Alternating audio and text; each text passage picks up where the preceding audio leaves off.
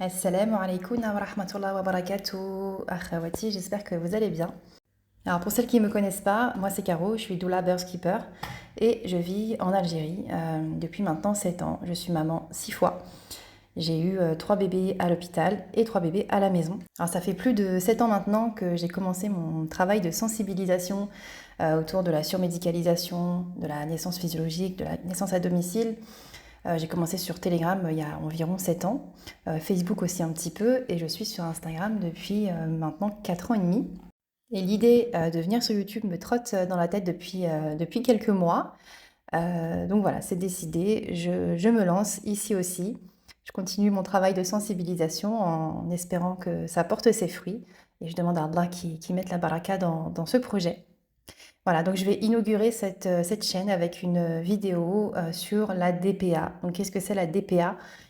C'est la fameuse date butoir qu'on nous donne en début de grossesse, date qu'il ne faut à tout prix pas dépasser au risque que notre bébé court un grave danger. Évidemment, c'est ironique, j'aurai l'occasion de revenir sur le problème de cette DPA et des soi-disant problèmes du dépassement de terme et puis de tous ces déclenchements à cause d'une date dépassée. C'est pas le sujet de la vidéo ici. Ici, je vais vous aider à calculer votre DPA parce que j'ai beaucoup de mamans qui viennent me voir et à qui on calcule une DPA qui n'est pas correcte, qui n'est pas bonne. Et quand on arrive à terme de la grossesse, quelques jours d'erreur sur une DPA, ça peut tout changer. Donc c'est pour ça que j'ai voulu faire une petite vidéo tuto pour vous aider à calculer vous-même cette date, même si on ne peut jamais vraiment être sûr à 100% et calculer au jour près. Et ça vous donnera une idée et au moins vous verrez si c'est pas complètement différent de la date qu'on vous donne. Des fois il y a une semaine d'écart et comme je disais, une semaine d'écart c'est énorme en fin de grossesse quand on commence à nous mettre la pression parce qu'on arrive soi-disant à la DPA. Quand il y a quelques jours d'écart, ça change, ça peut vraiment tout changer. Donc voilà, alors la DPA qu'est-ce que c'est? Donc c'est la date prévue d'accouchement. La DPA est calculée en France à 41 semaines.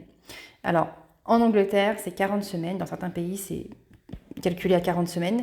Mais ils laissent plus de temps en général pour le dépassement de terme. En France, la DPA, c'est 41 semaines. Donc, c'est 9 mois pleins.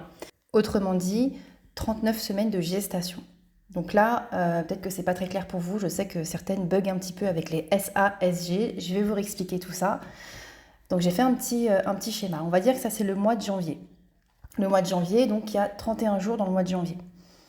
Donc il y a en rose là au début, c'est le premier jour des règles, ok?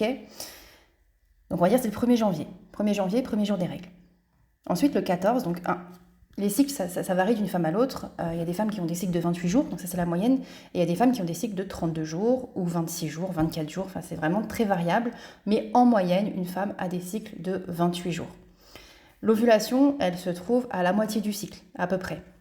Alors, c'est pas au jour près, mais c'est en général au 14e jour du cycle, donc 14 jours après les règles, si on a un cycle de 28 jours, qu'on a une ovulation. Donc, on est le 1er janvier, il y a les règles. Ensuite, le 14 janvier, hop, c'est l'ovulation. Donc, c'est l'ovulation, donc c'est aussi la conception. Okay, c'est là que le bébé a été conçu. Alors, ça ne veut pas dire que c'est là qu'il y a le rapport sexuel. On peut avoir un rapport le 10 et être tombée enceinte que le 14, parce que les spermatozoïdes, ils vivent quelques jours à l'intérieur. Donc ils vivent en moyenne 4 à 5 jours. Mais s'il y a eu ovulation le 14, ça veut dire que le début de grossesse date du 14 ou du 15, parce que l'ovulation dure de 24 à 48 heures. Mais du coup, le début de grossesse date de ce moment-là, de l'ovulation. En fait, quand on parle en SA, donc semaine d'aménorrhée, on parle du dernier jour des dernières règles. Donc là, en l'occurrence, le 14 janvier, au moment de l'ovulation, on est déjà à 2 SA. En réalité, on n'est pas encore enceinte. Il y a 2 semaines en fait d'avance, c'est comme ça qu'ils calculent. Et les sages-femmes et les gynécos calculent comme ça, à partir du premier jour des dernières règles. Donc à 14 jours après les dernières règles, on est à 2 SA. Et à 0 SG, parce que c'est au moment de la conception. Et puis une semaine plus tard, donc 7 jours plus tard, on est à 3 SA et on est à 1 semaine de gestation. Donc on est à 1 semaine de grossesse. La grossesse, donc la DPA, elle est calculée, comme je disais, à 41 SA. Et en SG, c'est 39 semaines de grossesse. Donc 39 semaines de grossesse, en fait, ça fait 9 mois. Donc là, si on prend cet exemple d'une date d'ovulation le 14, donc une conception le 14, ça fait une date prévue d'accouchement 9 mois plus tard, donc environ, c'est pas au jour près, mais environ vers le 14 octobre. Alors certaines mamans me disent, mais l'application que la DPA que ma gynéco m'a donnée, c'est pas la même que sur l'application grossesse. Le problème avec certaines applications, c'est que ils considèrent le terme à 40 semaines et non pas 41 semaines. Comme c'est le cas en Belgique, en Suisse aussi, il me semble, et en Angleterre. Le terme là-bas est considéré à 40 semaines. Donc beaucoup d'applications en fait ne sont pas françaises et donc ne calculent pas le terme à 41 SA. Alors ensuite, il y a les DPA donnés par les gynécos ou les sages-femmes. Donc là, elles vont se baser sur la date des dernières règles, mais elles vont aussi se baser sur les échographies. Donc elles vont faire une estimation avec donc la première écho, l'écho qu'on appelle de datation, qui a lieu en général vers 12-13 semaines d'aménorrhée. Cette échographie, elle sert à dater la grossesse. Donc elles vont faire un tas de mesures qui va estimer le début de grossesse. Le problème, c'est que chaque bébé est différent et ces échographies ne sont pas fiables à 100%. Et moi, ce qui me pose problème avec ces mesures et ces calculs, c'est qu'on fait plus confiance très souvent aux machines, à ces ordinateurs, plutôt qu'aux femmes.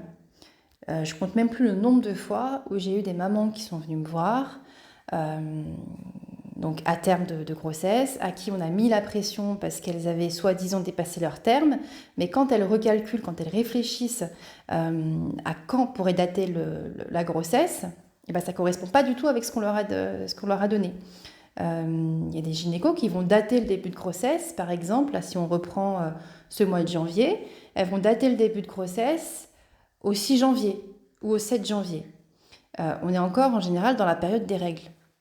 En tant que musulmane, on sait très bien qu'on n'a pas de rapport sexuel pendant les règles, donc c'est impossible de tomber enceinte pendant ces règles. C'est impossible. Donc voilà, et j'ai eu des mamans qui assurent connaître leur date d'ovulation, leur date du rapport sexuel où il y a eu cette fécondation, mais on persiste malgré ça à ne pas faire confiance à ce que va dire la maman, mais plus au calcul de l'ordinateur. Donc pendant la grossesse, ça ne pose pas vraiment problème, mais là où ça va poser souci, c'est ces erreurs de calcul, c'est au moment au moment où arrive justement cette DPA. Pourquoi ? Parce qu'à partir de la DPA, on va demander à la maman de venir à l'hôpital pour surveiller bébé, faire un monitoring tous les 2 jours, etc. Et finir par un déclenchement, si bébé n'est pas né, à 41 plus 6, et parfois même avant. 41 SA plus 6 jours, c'est la limite en France. C'est très très rare qu'ils aillent au-delà de 41 semaines plus 6 jours. Donc en général, ils déclenchent à ce stade-là, et parfois, comme je disais, parfois avant aussi. Donc on voit en fait quand on arrive à la fin de la grossesse, quand on arrive à cette DPA, qu'une erreur de calcul de quelques jours, ça change tout.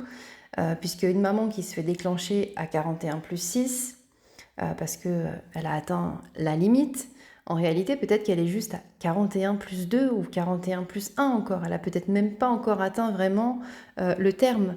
Donc voilà, quelques jours de différence de calcul, ça peut vraiment changer énormément de choses.